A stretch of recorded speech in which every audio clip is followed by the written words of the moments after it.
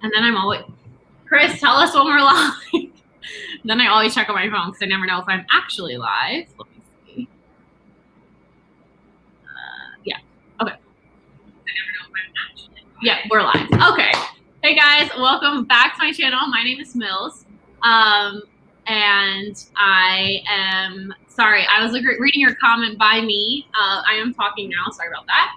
I am here with Aminah. We are going to do just a little chat today, probably just 1 hour, talking about her experience in Ecuador and as an expat and how it kind of compares to DR life for those of you watching that only want DR stuff. You're fine. And yeah, we're just gonna like chat, hang out, and you guys please feel free to comment any questions that you have as well. Aminah, do you just want to tell us a little bit about yourself, like where you're from, where you live now, whatever you want to say? Of course. Hi, everyone. My name is Aminah. I was born in Atlantic City, New Jersey, but I moved here to Monte, Ecuador from Nevada. I'm 24 years old, and during about September of 2020 last year, so September 2020, I made a decision to leave the United States and move abroad, and I've been here since. So I've been living in Ecuador ever since then, and it's been pretty great. That's awesome. And why? So I know, like, so Aminah and I talked before, and she told me a little bit of her background, but obviously you guys didn't hear it. So can you tell us why or how you chose Ecuador and like the process of you deciding to move abroad and then like how you chose Ecuador? Yes. Basically, long story short, my whole journey started with when I studied abroad in 2019. I studied abroad in Chiang Mai, Thailand.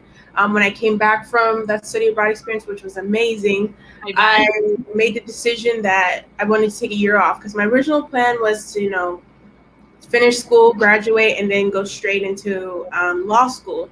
But I kind of realized when I came back how burnt out I was, just how much I was working, because when I was in school, I was working 2, sometimes 3 jobs just to like keep everything going. So once I made a decision to take a break, I started looking into like how like jobs or networking, all these different things to figure out how to go back to Thailand. Mm-hmm. And basically the date we all know, March 2020 hit, and I quickly was like, okay, that's not happening anymore. And then fast forward to, I think, the summer where a lot of things happened. I think for me, the murder of George Floyd was like a big thing.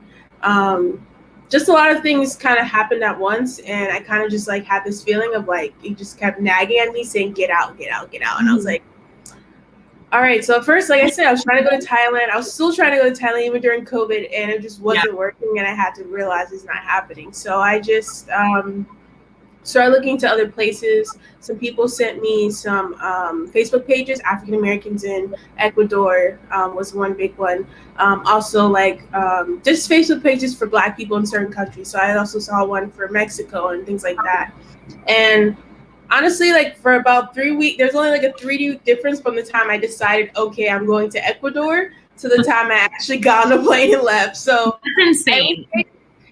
I think just in general, my answer to that always is it was just intuitive. I just kind of listened to my gut and what felt right, and I just took the lead. Like I was really scared, but I just took the lead. I don't know. That's amazing. I say the same. Like I was like, I just knew that I had to go, but it took me literally a year to do it. So I'm always so impressed. Like one of my roommates in DR, she like did her TEFL in Costa Rica, found a job in DR, and then just came. Didn't Google anything, like never had visited, nothing. And I was like, I am so impressed by people who can literally just like do that, even in 3 weeks. And like so you've never been to Ecuador before, you moved there, right? Yeah, no, I'd never been here. I did do a lot of research, I mean, as much as I could. I watched a lot of YouTube content. I was in Facebook groups, Googling, but yeah, I never set foot in Ecuador before. Actually, a year before that, I probably didn't. If you like, asked me anything about Ecuador, I'd be like, what is, like, I don't even know. Yeah, what is Ecuador? That's so funny. So I guess like you probably didn't go in with like too many expectations then, since you like hadn't been, or probably like, you can do your research, but it's once you're there, it's like nothing compares to you being there. Was it like how you expected, I guess, your kind of experience being abroad and living there, especially compared to like what you did experience in Thailand, I guess. So do you have that past kind of like expectations? I think that it wasn't necessarily like, you're right. I definitely intentionally came into this with no expectation, because I was like, if I start putting expectations on it, then it's just going to make that much hard to adjust and to be flexible.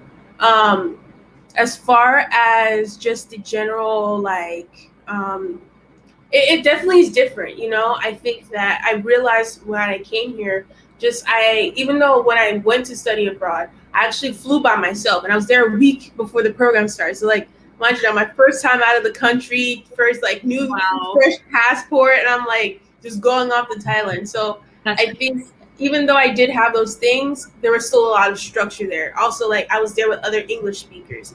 Also, like, so there was a lot of things that are in place that I didn't really have here. Like, I made sure to secure housing and things like that, but I mean, I kind of had to search for the other things, like find community. I had to find people. I had to find like restaurants and things. Like, it's all these different things. So yeah, I think to answer that is like, I guess it's not what I expected, but like you said, I didn't really have much expectations. But it definitely isn't easy. I'll tell you that. There's days it's really rough. I know. Like, what do you think is like the hardest like couple things for you, like in the transition or just like being there that you have to like deal with? I think for me, a big thing has been the language barrier. While I'm learning Spanish and things like that, there's times, usually like 1-on-1, maybe even 1-on-2, I'm fine. But like when I get into big groups, and especially here, like where I live, like there's people from like everywhere. So it's like so many different accents and so many different like pronunciations. So like I'm still learning, and I'm like, there's days I'm just like, I want to pull my hair out, like, or I'll just disengage from the conversation because it genuinely gets overwhelming. No, it does. It does. And it's like, by the end of the day, I would be so exhausted trying to like speak and translate and like be all in Spanish. And I always say this, when it, like you said, 1, 2, we're good. In a group, especially a group of like people our age, like hanging out, talking, like it's not like a professional setting where you can like follow along. If it's just like slang and fun, I would literally disengage and be like on my phone, and people, they would call me out. I don't know what they do in Ecuador, you can tell me, but like at least Dominicans, or at least like my friends there, would be like, did you get that? What did we say? Like, can you translate? Like, and I'm like, don't call me out. Like, let me just get my phone and pretend that I know what's happening and pretend I'm busy. Like, oh, it's so awkward. Do people do that in Ecuador where they're like, no shame? Like, they'll be like, do you understand what we're saying or no? I think sometimes, but I think the funny thing is, I think my face is very expressive.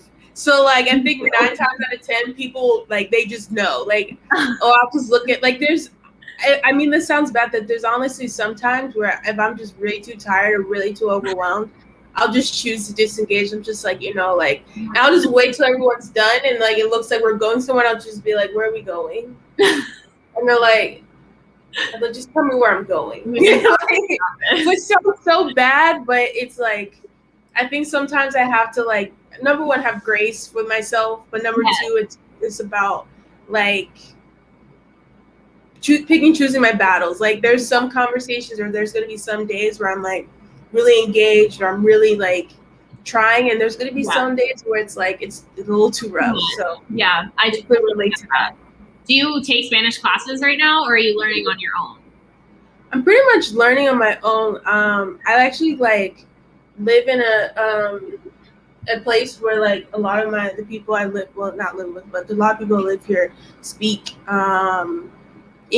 speak Spanish. So I feel like I've been improving. So like, I'm thinking though, I'm slowly but surely thinking about starting classes, but I don't know. It's a lot of different things. It's a lot. It's just a lot. I had a tutor, and it was just me. And some days I was like, I'm not learning anything. Like, cool. Emily said, I can't imagine living in another country when the language isn't my native language. I'm so impressed. Yeah, definitely hard for sure. How did you find, like, backtracking a little bit, how did you find your apartment? Like, did you have it secured before you moved there or no? So, like I mentioned, the Facebook group earlier, African Americans of Ecuador, I actually just posted in there. I was like, hey, I'm thinking about moving here, blah, blah, blah. And luckily, there is a really kind woman on there that she is connected to the realty here in Ecuador. And she helped connect me. She, like, doesn't necessarily do realty anymore, but she connected me with someone who does. Okay. And like I said, it was only 3 weeks from a difference. So like I kind of gave them a list of like, this is what I need, this is what I want. Yeah. And then kind of what my budget was. Okay. And they sent me pictures and things like that, and just kind of was like, okay, this looks decent. And I just like secured it. And then, but I had to bring all the money cash. Oh, so good. that was interesting. Flying internationally with like a lot of like cash was interesting.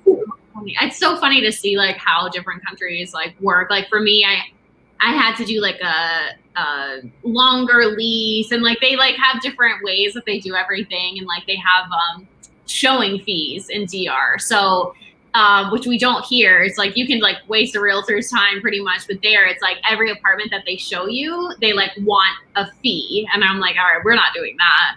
Really? Oh my gosh. Yeah. How is like rent comparable to US? I know it's like depends where you're living, but is it like a super low cost of living in the city that you're in Ecuador? In Manta specifically, I wouldn't say they're super low. I mean, there's obviously people here that don't make a lot of money and things like that. But Manta is, I think, one of the more expensive places in Ecuador. It is on the coast. It's a city town. It's pretty modern. It has a lot of like amenities that maybe you wouldn't find in other parts. Yeah. Not in Ecuador, but just in like you would think of just a yeah. Anyway, so as far as rent, it just depends. I think if you're an expat, I was talking to someone about this the other day. I think it depends on like the lifestyle you want. Yeah. You know, if you want to live like an Ecuadorian or a person from Ecuador, then like it's going to be a lot cheaper.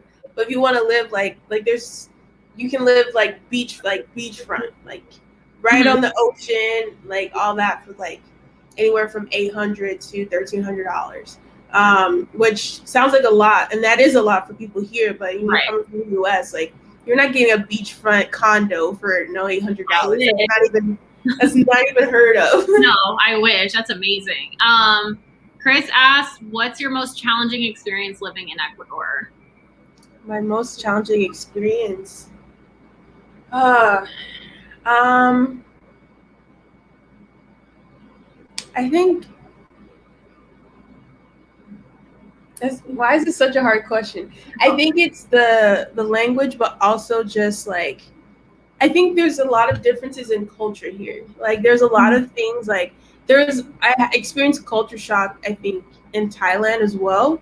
Right. But I think here sometimes it's hard because, like I said, when I was in Thailand, I was like, there's structure. You also you kind of like have this community of people where like you're all kind of going through it at the same time. Yeah, that helps. But here, like I found myself, because I kind of try my best not to just be around like people from the US. Like I want to immerse myself. I want to be around people that are like from Ecuador, from Latin America. So I think there's times where I feel isolated because like either there's certain norms that are taking place I don't really understand. Like, for example, like, I don't know, like there's just like cultural differences. Like I, like in the US, like we really like, okay, here's a good example. Mm-hmm. So a lot of people in the US like bulk buy. Like you buy like a lot of food and you keep your cabinet stuff because I don't know if we just all think there's going to be apocalypse of some sort, but when we go to Costco and get the 20 pack of Doritos or whatever.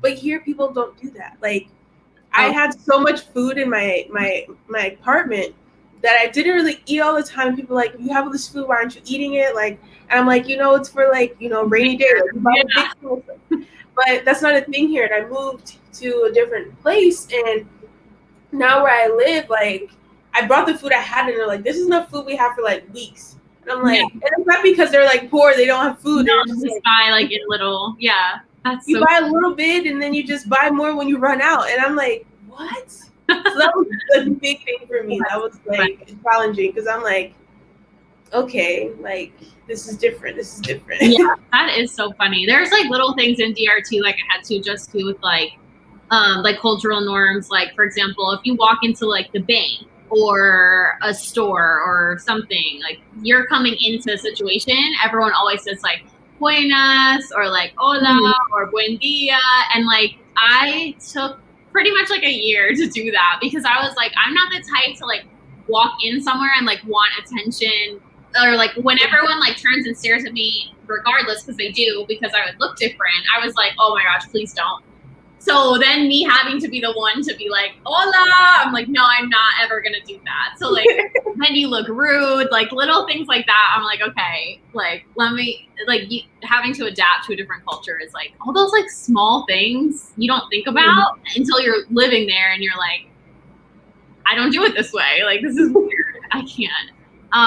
Let me see. My friend, this is funny. My friend Alyssa actually taught abroad in Thailand for a year too. She wasn't in Chiang Mai though. She was in, I don't know if she's still watching, but she was in a small town.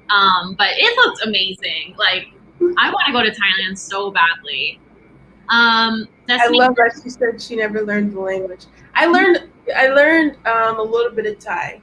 I learned, like, I was almost conversational when I went to Thailand. No. Thai is you don't even have the same letters, so I think honestly, like, if I'm being really honest, I think this last year of like COVID and the revolution happening and the election and all this stuff is just like compounded like trauma that it makes it harder to access like those like parts of your brain that just learns languages and things like that. So like when I was in Thailand, I was like, so like now Spanish, I'm like, I can't even speak English right now. Exactly. Barely. Some days I'm literally like, I don't even speak English.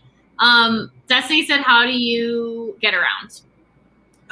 So actually here in Manta, taxis are really the most common. The taxi or the bus, depending. Okay. Actually just posted a couple days ago about transportation on my Instagram in Ecuador, but mostly taxis. For me, if it wasn't COVID, I'll be taking the bus like everywhere because the bus system actually is really good here. But because of COVID and my own boundaries with that, I don't like taxis here. You can get a taxi for like $1.50 and it could take you most places in town during the day.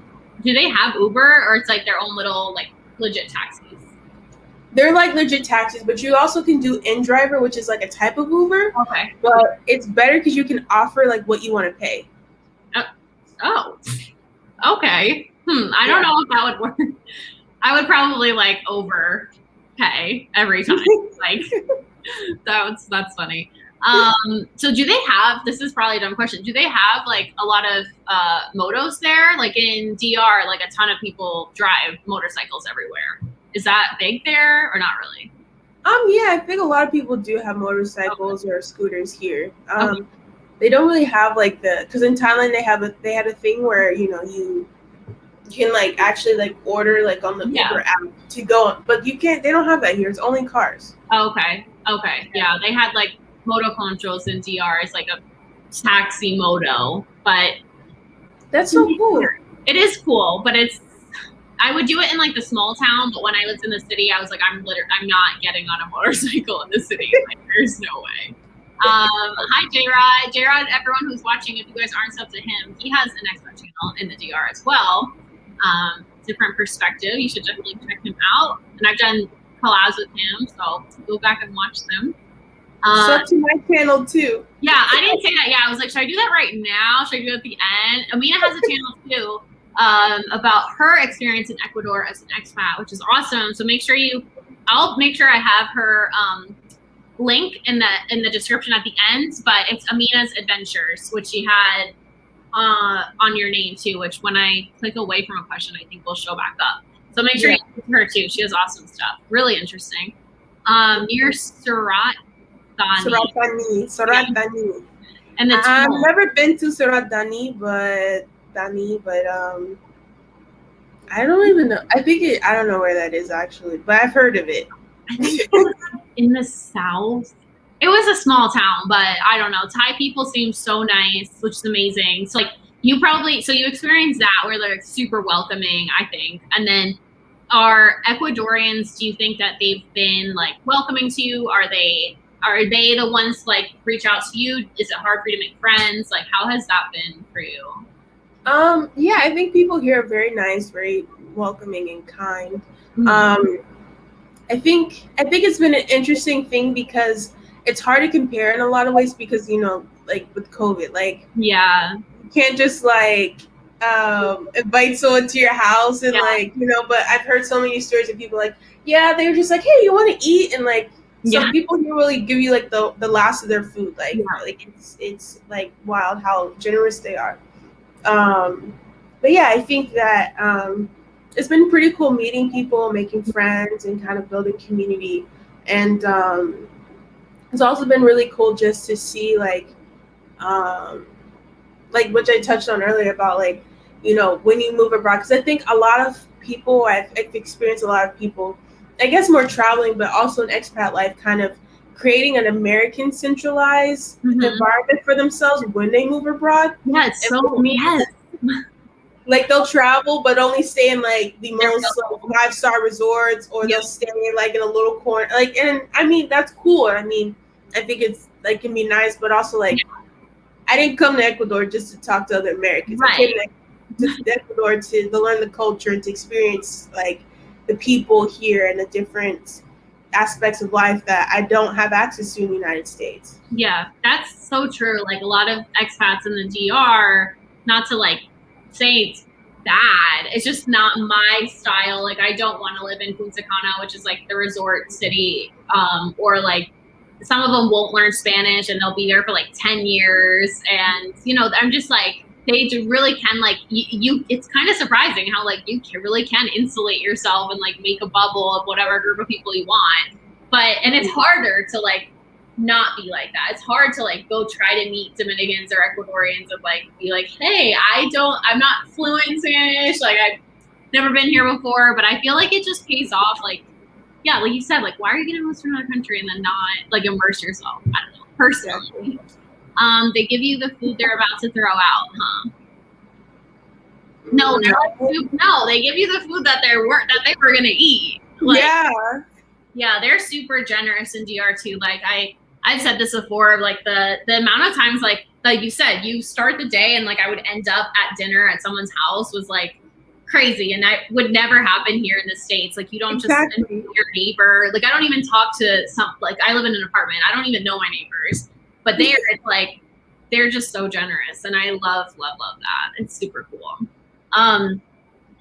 Let's see. What's the biggest con you've experienced while living there?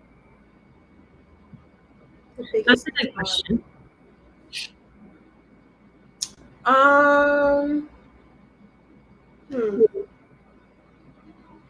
Like, I guess the biggest one has been like finding work. Yeah. I came into the situation like I just saved, and then I was just like, okay, if I save this amount of money, I'm gonna go. So I'm reading the comments. I know. No, but I just saved, and I was just like, okay, like this is enough money to like let me over till this time so I can find a job or things like that. And right now I'm just kind of freelancing and like doing like content creation for other things. But I think the hardest thing is like, you know, I like the location, but also it's just like, you know, it's not the most, like if you need work to sustain life, like Ecuador is not the place you should be. Like Ecuador is really great for people that are retired. It's really great for people that, you know, have military pensions or different things like that, like secured and like unwavering like income.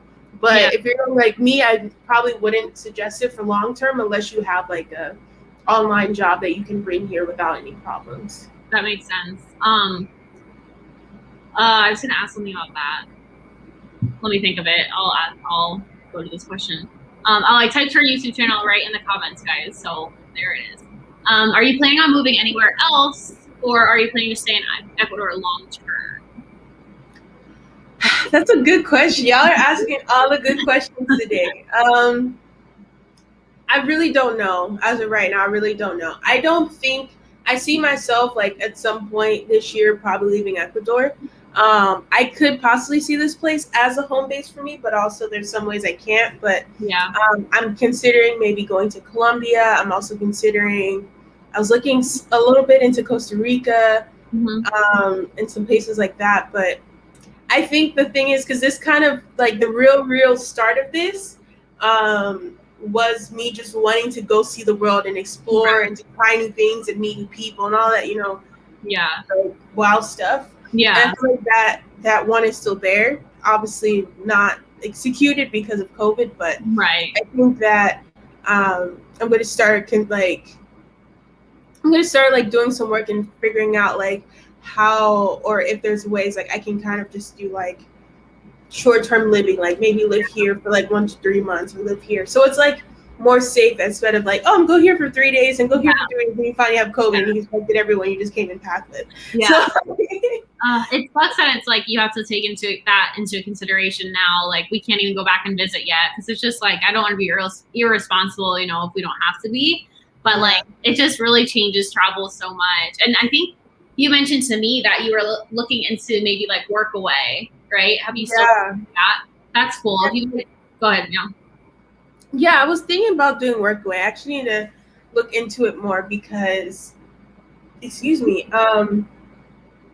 and try to find like one that's good for me. Yeah, like that's the thing. Like I'm like scared. I'm like because I like sometimes you'll hear like work away like horror stories and people like it was just like it was supposed to be this beautiful place and I got there and it was just like nothing. Like you're like working for free. So yeah.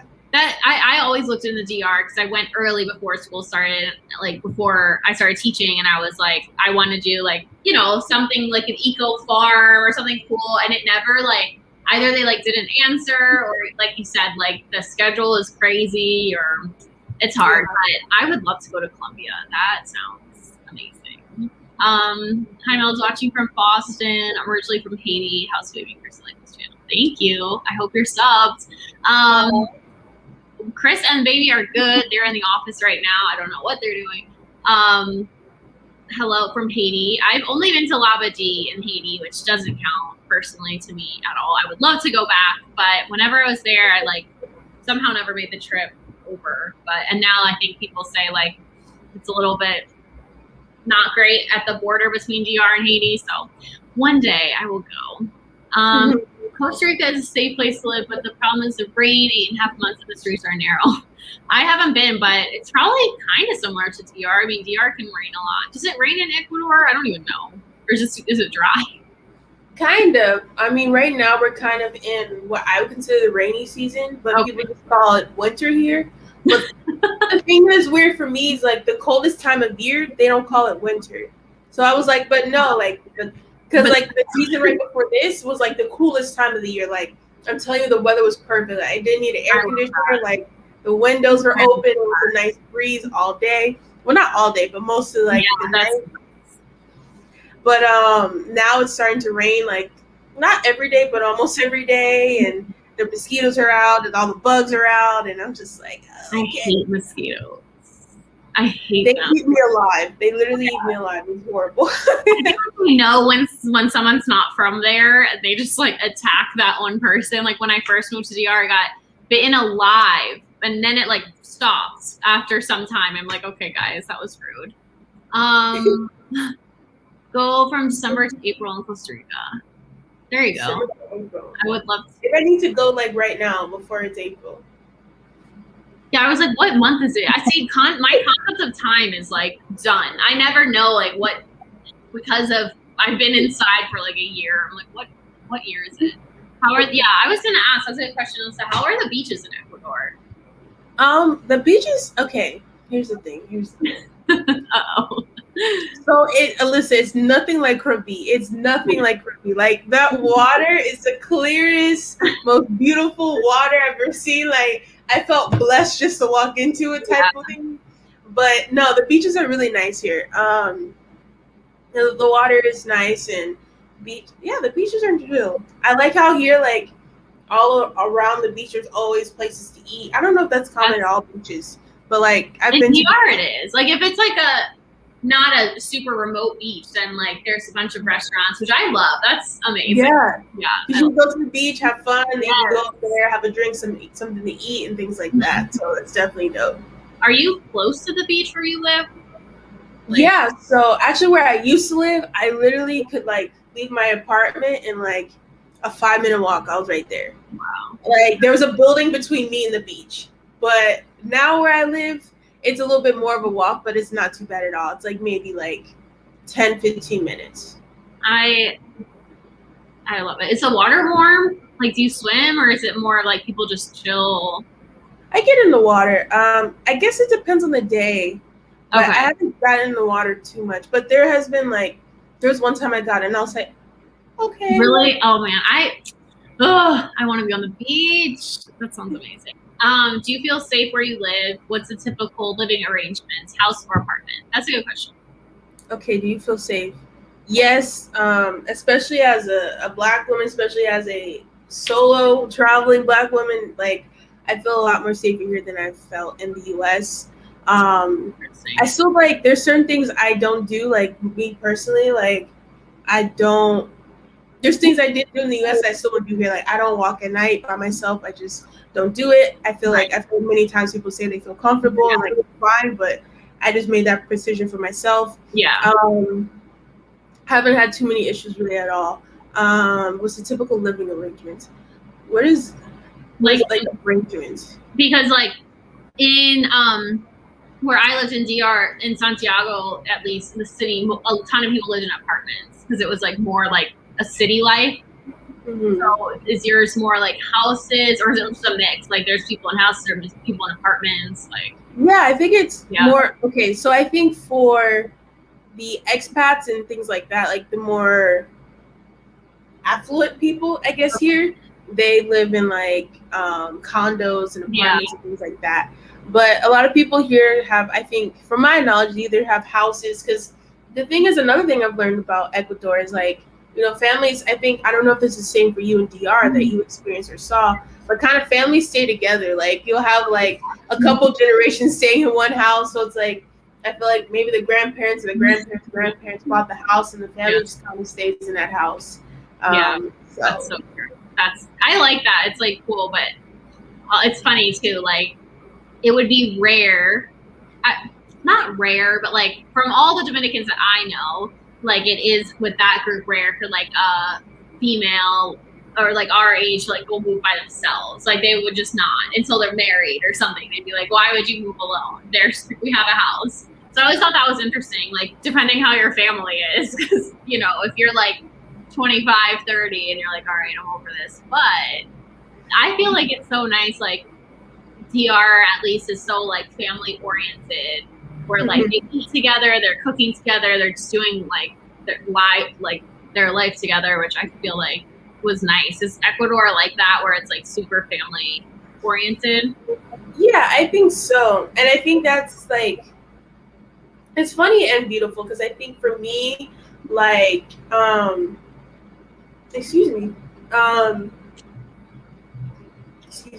I think it's been interesting because, like, you're right. Like, kind of like the women don't really go out. They don't really move out their houses and things like that. So, like, I guess the number one question, they're like, "Oh, are you here with family?" And I'm like, no. Like the concept of me just getting up and leaving as a 24-year-old woman just to come to a new country is just like, but why? They're like looking for the reason, or like they're like, where is the where does this make sense? But that's so funny. People like where I live now, like we have dinner together each night, and I think it's really nice. I really enjoy that aspect of it. That's one of the things I like the most too. Do you buy food out or street food? So like, how are the restaurants there? And then, is there a lot of street food where you live? I miss street food, honestly. Thai street food, right? I heard it's so good. Dang, I'm missing out. Honestly, so there is. Let me get this straight. Like there is street food here. I don't know how I would compare it, but I don't feel as safe eating street food here. Yeah. As I did eating street food in Thailand. Yeah. Because I think, like for example, in Thailand, no one can drink the tap water. Like, Okay. no one. That's like, the same in DR. Can you in Ecuador? Like, so there's people here, like my roommates or something, like people that I live with, like they'll like use the tap water to clean something or whatever, and then but they won't dry it off. And I'm like, my little U.S. stomach can't take that. Like, even like I still use like purified water, but you can drink the tap water in some parts of Ecuador, but not on the coast. Okay. But I do eat out, and you're able to find a lot of things. Like, I actually think it's been fun. I recently just did a video of this place. I found this really good burger place. I watched that. It looked good. It did look good. I didn't post it yet. No, you post on your Instagram though. Oh yeah, probably. The burger and fries. And Yeah. You're like, great. You're stalking me. No, but I'll watch. I actually went and did a video with them, so I'm going to be posting that this Sunday. But it's been fun kind of trying to find different things, but also try the food here, like ceviche, cebollado, and like different foods here are really good. And so you can find it, especially in Manta, a good mix of like some American thing, like sushi, burgers, and things like that. It's not going to be the same or what you're used to, but it's here. Yeah, that's funny. I don't like sushi, but we had some sushi in DR, and like my friends who do like sushi were like, no, it's not the same. They put like platanos in the sushi, and they like make it Dominican, and I'm like, not the same, but at least they have like the basics. Do they have chains there? Like we had like McDonald's, Papa John's, like random Wendy's, or is it all like authentic? So we have specifically here in Manta, the places that I know of, they have KFC, which is not like KFC because it has like beans and rice and things like that. Yeah. We have KFC, Carl's Jr., and then there is John's. Okay. And I think Pizza Hut. Those are the only ones I know of. But there's McDonald's and stuff in other parts, like in Guayaquil or Quito. Okay. There's other places to go. Yeah, that makes sense. Let's see. Is Ecuador expensive? Do they use U.S. dollar do they use dollars here? Yes, they use the U.S. The currency is USD here. What? I did not know that. Huh, that's crazy. So do you think that's an advantage for expats?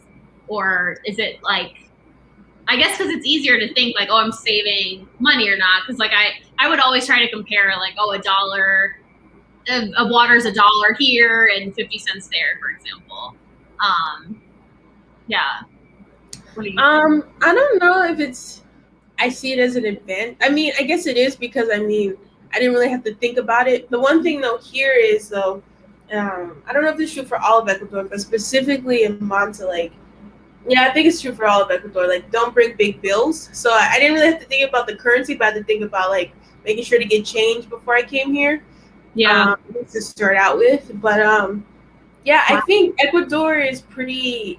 You save a lot of money. Like I can get a lunch for like about $3 USD. Now Almuerzo, I can get yeah, like no, that's not bad. That's not bad. You can get around and then like things can be pretty cheap. So I did not know it was dollars. I'm sure. Wow, that's really interesting. Huh. Alyssa's boyfriend is from Ecuador, so he's always talking about the beaches. What city? I don't know if she's still watching. What city is he from, Alyssa? Have you been to DR? And if not, would you ever visit? Yes, I actually have. A couple years back, I thought about going to Dominican Republic, but I definitely want to go. I'm definitely one of those people like. In my head, like I want to go to 100 countries. Oh, like, me too. Yeah. Like so, I'm like, why not go to DR? Like I know. If it's like when. 100%. And it's funny. I was talking to one of my friends here. Like I don't even know. This wasn't even recent. This was like a couple years ago, and I'm still stuck on it. She was like, yeah, I don't think that like we want to travel outside the country, like outside the U.S. Like there's just so much to see here. Like I'm not really. There's nowhere like I want to go outside the U.S. And I was like. No, I don't understand that at all. Like, yeah, the U.S. does have a lot of things to explore, but I'm like, you don't want to go to Japan or New Zealand? or like literally anywhere. I will go anywhere. I want to go to North Korea. I will go anywhere. Like, so anyway, that was a Why not? I know. Like, it's just, I don't know. I really want to go everywhere. Because I know some people will be like, oh, I went to Costa Rica. I don't need to go to DR. Like, they're similar. But I'm like, every place is different. Like, why not just check it out? Mommy. The tap water in New York, I don't drink. Yeah. When I lived in New York, we did not drink the tap water. That's for sure. Yeah, we can't drink it I didn't drink it in Nevada either. Yeah, no, I don't. In Arizona, I don't drink it either. You'll like Colombia. People are so friendly. Medellin. I want to go there so badly. Let's really go. Nice. Let's go. I'll go. I'm down. I want to go to Colombia's like up there because it just looks like a blast. Like you cannot go wrong. I feel like it. And I will say their Spanish is very nice. I don't know if you've like heard too much Colombian Spanish, but I always say like that is the Spanish that's like my dream Spanish. It's so clear. I can understand them. They like say all their letters. I love it. Now you're pushing me to go to Colombia. No, I'm a brand ambassador for Colombia. I've never been there. Is the Spanish like, is it hard in Ecuador for you to understand? Because in GR they like cut all the S's, they talk super fast, or has it been like okay for you to follow along? The funny thing is, I think it's not even like, it depends, because the thing with me is like I know people from different places. So like I know people from Venezuela, I know people from Ecuador, I know people from Colombia, and I think the people from Ecuador, it's kind of like, what is the word I'm looking for? The phrase. Sometimes I forget my phrases too. Like it's like hit or miss. It's like a hit or miss. Like sometimes I'll be like talking to someone, I'm like, okay, I'm catching along, and sometimes people just start talking, I'm like, yeah, that's same. I'm like, wait, I don't speak Spanish. Never mind. Like I have no idea what you just said, and I'll never forget. What made me feel a little bit better is, I had been there like a full year, and then I was into my second year, and Chris, his dad, like I was moved to their city, so I was around them a lot more, and I was like, I literally cannot understand your dad. Like I don't know if I speak Spanish or not. And he's like, no, it's fine. I only understand like 70% of what my dad says. And I'm like, your dad, like the one that you grew up with, like you don't represent him? He's like, no, yeah, like all of my family doesn't know what my dad says. And I'm like, okay, well then I feel a little bit better. So like that's so funny, because I've had the same thing here. There's someone here from Argentina, and I don't know how much you know about Argentina. Oh, but no. Like, the Spanish is like very different. Like playa, which is like beach, is like plasha. Yeah. And I'm like, excuse me? Yeah. Like, so the first night I was here, I was like, what did he say? I'm like, I don't understand. And they're like, no, we don't understand sometimes either. It's okay. I'm like, oh my God. That's so funny. I love that. I'm like, that makes me feel a little better. Spanish is slower than DR. Yeah, DR is another level. Ecuador speaks clearly. Okay, well, that's good. Cuba's definitely hard too. Chile, their accent is crazy. Eminent. Is it eminent? I apologize. Yeah, eminent. Val, are we saying? You seem like you know everything about South America, so I mean, it looks like I need to be contacting you. I know. Seriously, he does. Puerto Viejo. Isn't that a town? Puerto Viejo, isn't that a town or port in Mexico? It's about an hour. It's like about 40 minutes, an hour from Manta. I've been there. They're really good encebollado there. Even though they're not on the coast, which kind of scares me because I'm like, where did this fish come from? But it's okay. Literally. That's funny. George, we asked about if you've been to DR, but would you move? I mean, it sounds like if she liked it, she would move anywhere. I mean, I think my thing is just like being open-minded, and because I think any country you go to or any place, it gives you a new opportunity to meet people, to try new things, to open your perspective. So that's kind of what I look forward to any place I visit. Yeah, that's so true. I think it's interesting that you said that you feel safer in Ecuador than in the US, because I think like a big misconception for me, in my experience at least, is a lot of people would be like, oh, like you're gonna die in DR. And I'm like, okay, cool. Like, or it's just so dangerous. Like, how could you do that? How could your parents let you do that? Blah, blah, blah. Like, is that, I don't know, is that like everywhere you've been in the States, like you feel safer in Ecuador overall than you have? I don't know. I just think that's so interesting because people are always like, it's just, I guess that's not really a question. It's a statement. Like people think, I feel like people in the U.S. who haven't moved abroad or like traveled a lot think that it's so safe in the U.S. Whereas like me living abroad and then coming back, even as a white person, I get nervous. I guess in my regard would be more like scared of like shootings, like mass shootings, and like I don't know how it is in Ecuador, but in DR, like there's no like gun violence. Like they don't. I don't know. Let me grab my charger if you want to say anything about that. Yeah. I think for me specifically, like as a Black woman, I think that especially this last, a long time, like I say that I feel more safe because I think there's, and I talk about this in one of my videos on my channel as well, like I think there's just a certain level of tension and certain level of almost like you have to almost be conscious, like constantly aware of like your surroundings and what you're doing and how your actions are perceived in the US that I don't really have here. So I think that's one thing. And I think it's just like it's like the police is different. Like it's just like the systems in place in which that made me feel the most unsafe in the US don't exist here. Yeah, so, that's really good.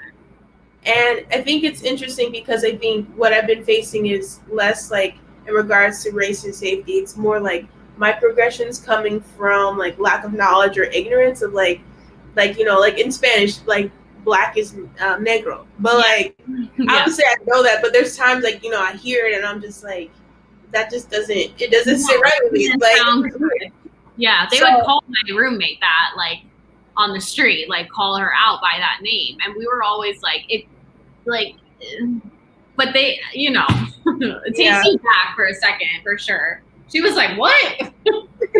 Yeah, it takes time to get used to, but I think also it's like regarding what you're saying about perception, I think in the US there kind of is this like overall perception that like everywhere besides the US is like worse unless it's like Europe or something. Yeah. Like, because they'll tell you like a lot of my family, like the way they thought they were going to tell me not to go to Ecuador, like they would send me like links to like, I remember sending me like links to like crimes in Ecuador. And I'm like, did you compare this to like New York or like Chicago or like what are you talking about? So I think it depends on the person. And I think that, there's danger, there's risk everywhere. But for me and from my experience and from a lot of people I've like heard from, they feel more safe in abroad than they do in the US. Yeah, that definitely is sad, honestly. Like, you know, that's even a thing. But I was telling Chris the other day, I feel like not even in regards to racism, just like overall, where I was like, I feel like there was propaganda when I was in school where that like the US is the best country, like everyone wants to move to the US and we're the best in this and we're the best in that and we saved the day here and we did this. And then I like traveled more and I was like, okay, no, like not everyone wants to move to the US. Like most people probably don't. And if they do, they have to. But I'm like, okay, like unlearning some of the things that like we learned in school. I'm like, it's crazy, honestly. So that's why I think it's so important to travel. It's like you would never have learned these things if you don't get out of at least your town. Like I have some friends who don't even want to leave their town, and I'm like, just I don't know. We learn so much. Anyway, that's me ranting again. RGS, some say Buen dia. Yeah, they say that in DR too. Hi Gio. Sorry, I cannot sit still. We are in the US, sadly, very, very sadly. Chris is working as an engineer here, so we're just saving up, and then as soon as Mateo has his vaccinations and like we feel safe with COVID, we will be back. I just don't want to like put him in a bad situation and take an infant child to somewhere where, travel with COVID in general. So I am every day sad, trying to go back immediately, and hopefully we'll buy some land there. But yeah, we are here right now. I'm depressed, but it's fine. What else was I gonna ask you? So, what was I gonna say? So, is there a place in DR you guys are looking into, like once you do go back, that you want to go, or that you haven't been yet, or? There, so yeah, there are some places I haven't ever been, which is like the southwest of the country. It's like a super, it's like a beach called Valle de las Aguilas. It's like a very rural, remote beach, but it's like, it pretty much looks like a beach in Thailand that you're describing, and it's just no one's there. It's not touristy. You can like camp on the beach. I've always wanted to go there. And in terms of like buying something or like just the place I want to go the most, there's on the northeast coast, Samana is just like beach towns, and that's pretty much where I want to be. I feel like, because I've lived in the mountains with rivers and waterfalls and like so green, and then I lived in the city. So now it's like I just want to live on the beach, and especially being in Arizona where it's like Dry, so landlocked, and like I think it's really pretty here, but I'm like, okay, I want to see the water. So I think if we were gonna buy something, it would 100% be on the coast somewhere. Yeah, I think. Yeah, I cannot wait for that. I was gonna ask you about. Let me see. I know you touched on like the biggest cultural differences, like a little bit with the like the shopping and like little things like that. But is there anything else that you experience on a daily basis? I think you and I talked separately about this a little bit. Is like once you live somewhere, you experience like paying bills and the electricity and the Wi-Fi and like navigating transportation. Is there something like that you have been like, this is harder than I thought it would be?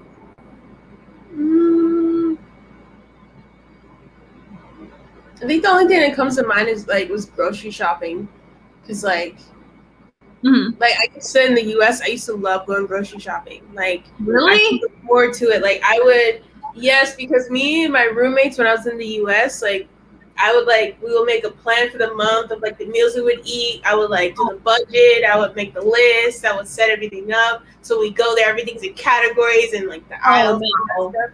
But here it's a lot more difficult for me because I think number one, like the food is different here. So the most affordable food is going to be local food. Yeah. But the things I know how to make and the food I'm used to is not local. So it's either I'm spending too much money or sometimes just trying to translate or figure out different things, or things are packaged differently, or it's just that can be overwhelming sometimes. Definitely. That's a good one. I don't like grocery shopping here, there, or anywhere. But one thing I didn't like there is the store I would go to at least is everyone went at the same time. I feel like so it'd just be like an absolute zoo, and I'm like, I can't do this. Really, why are we all going grocery shopping at the same time? I can't. And then during COVID, they had on the weekends just for a little bit, but the curfew a few weekends was at 12 noon. So my friends were telling me Saturday and Sunday from 8 a.m. to 11 a.m. at the grocery store was absolute mayhem. They were don't even bother going in. It's you cannot even walk down the aisle. You can't push your cart. And I guess I just don't really like crowded places like that. So I would have been especially now. Oh yeah, that too. We're leaving. I can't. Do you think people there have been are they pretty respectful? Do they wear masks and stuff? Or is it do you see a lot of people not? Or how strict is it? So when I first came here, that's one of the things I liked about Ecuador, which is one of the reasons I picked it over Mexico, is that they were taking the virus seriously. For people that do know anything about not know anything, but if you keep up with Ecuador, the virus actually hit here pretty bad. At the first couple months, they were getting world news coverage about how bad it was here, the pictures and all this stuff. But by the time September, August rolled around, they were doing really good. They had a lot of things in place. So when I first came here, everyone had their masks on. And the other thing I really liked, I know for me, like I personally wear like either the KN95 mask or something like that. And I noticed like people wearing quality masks. Like it wasn't just like you see in the States, like someone just wearing a bandana, and I'm just like, oh my gosh. Especially, in Arizona here, it's like half the population is like anti-mask, I feel like, and like everyone has like the one that they pull up, which like they've said is not good. And then this girl next to me the other day had like one of those diamond studded like mesh masks, and I was like, and she was sitting next to me, and I was like, that's not a mask. Like there's holes in it. Like we can just take it off at this point. Like I feel like that in some regard. And I think in DR, I have seen both ways where it's like people were not putting the mask over their nose, and I guess it just depends like on the person, but overall I feel like people have been a little bit more respectful, which is nice. And that's might just because I'm in Arizona. Like if I were back in New York, probably people would be like doing better, but you know, that's okay.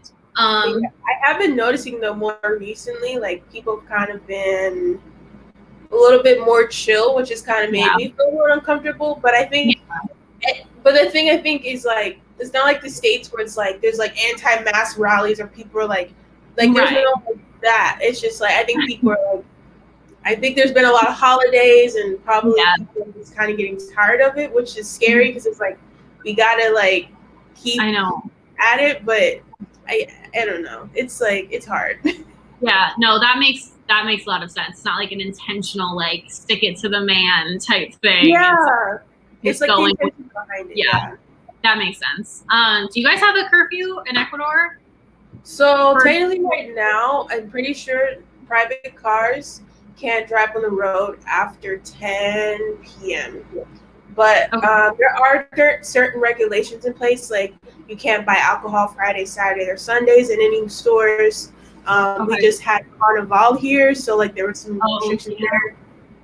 The beach just closes at 3 p.m. So there are still some regulation, like different things in place in regards to curfew or just COVID restrictions. Okay, that makes sense. I feel like DR has some curfew stuff still, but it just depends where you are. Does anyone you guys have more questions? Comment them, because we're probably going to wrap up in a few minutes. So go for it. We've had a lot of great comments. Thank you, everyone, for commenting and questions. Yeah, usually we have some good people asking really good questions, which I always appreciate because I have my questions written down, but I feel like people always come up with better ones. So I'm like, thank you. That's helpful. Is there anything else like that I don't know. That's a hard question to answer, but is there anything else you want to share about your time in Ecuador, or like something that surprised you, or something you like best, or I don't know, anything at all? I feel like it's not as like talked about as like an expat destination. So it's so interesting to me because I don't see it too much. And maybe that's just because I'm in like the DR bubble, but I don't know. I feel like there's a lot I don't know about Ecuador for sure.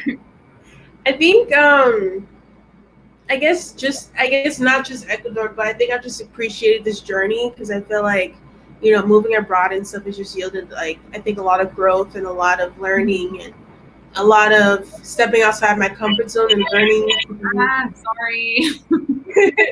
And learning to be comfortable with being uncomfortable. It's okay. We're human. Things happen. Right. But yeah, if anyone has any questions or someone else, what's the name of my YouTube channel? I commented it.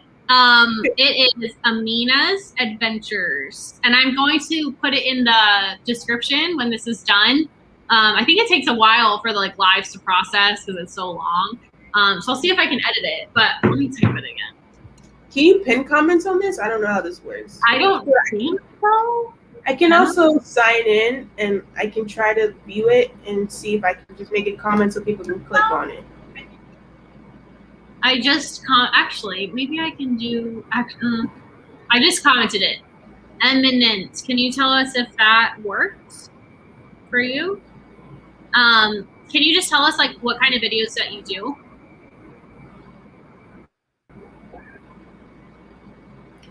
Yes. So, on my channel, I talk about my journey moving abroad. Oh, I'm typing it now. Also, you can click on my icon. Oh yeah. Okay. Yeah, she's logged in through her account. Oh, he got it. Perfect. Okay, there we go. So on my channel, I talk about everything from my journey moving abroad to resources for people that are thinking about moving abroad.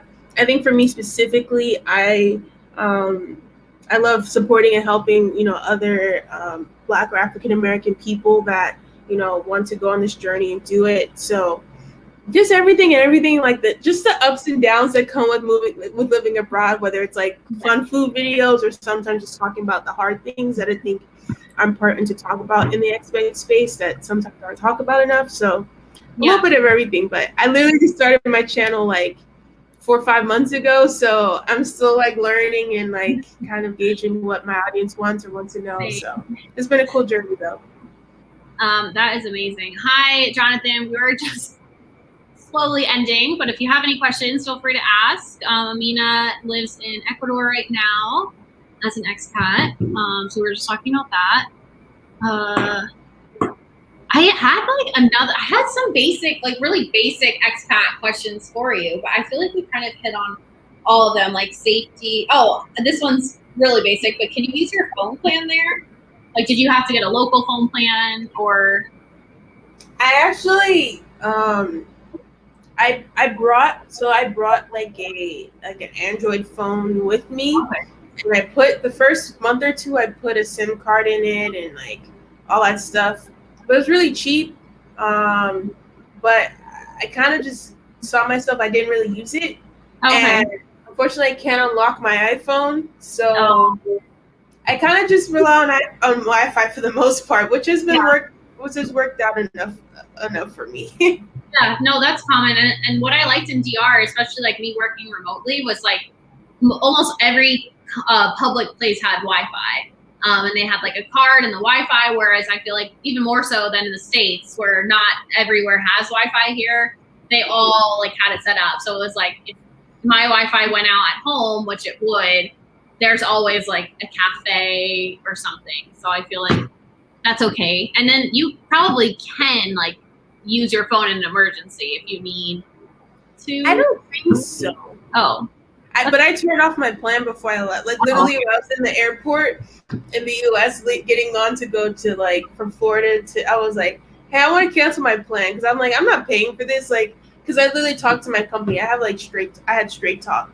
And they're like, yeah, we don't have any towers or anything in Ecuador. Like there's nothing. And I'm like, okay, can you cancel this? Thank you. Yeah, mine was such a nightmare to set up, but like finally I was like, okay, Sprint has international roaming and like that's like the other things like you don't think about really before you're gonna like move somewhere. It's like just organizing all these little things before you get there and you're like, oh. Or like even like my charger broke of my computer and like I could not find an Apple charger anywhere. Like little things like that, you know, I don't know, it's funny. But it's part of the adventure and like I love like trying to like navigate and then you get so independent. Like it sounds like you were independent before you moved there, but I always say to people like it just because you're forced to. It's like, well, what's the alternative? You just have to figure it out. And if you don't figure it out, well then your lights are gonna go out. So figure it out. Like in English or in Spanish, but the good thing is I feel like with, I guess in both cultures, like for Dominicans and Ecuadorians, they both seem like so helpful and warm and welcoming and stuff. So anytime I got in like a pinch or like didn't know what I was doing, people would literally be like, oh, I'll come with you to like pay your Wi-Fi. Like that's fine. Whereas like, I think other countries, even US, they would be like, no. Good luck with that. Yeah, let me know if it works. But maybe not US. Like if you're a stranger, yeah, we're not taking you somewhere. That's for sure. I don't want to end on a bad note about US, guys. I'm not trying to say anything bad. It's all good vibes. It is all good vibes. But please, sub to Aminah. If you're watching and you're not sub to me, I don't know what you're doing. Turn on notifications for both of us. I would love to do another collab with her. So if you guys have any like comment or suggestions or requests or anything that you'd like to see, please let us know. I think it's so interesting what you're doing. I love learning about other countries. So thank you so much for coming on. And if you would like to come back, I say we, they're all probably like, stop talking. I would love it. And we can plan something else or something on your channel maybe also. So yeah. Awesome. Thank you so much for having me. And yes, like, please subscribe to Mills, subscribe to my channel. Also, you can find me on Instagram, Aminah's_adventures. And yeah, it's been great. So if anyone has any suggestions, feel free to let us know. I love collabing, and I think your story is great as well. I think it's such like a beautiful love story. I love it. So thank you. I'm here for it. And thank you so much for having me. I really appreciate it. Yeah, of course. We will see you guys soon. Bye, everyone. Bye.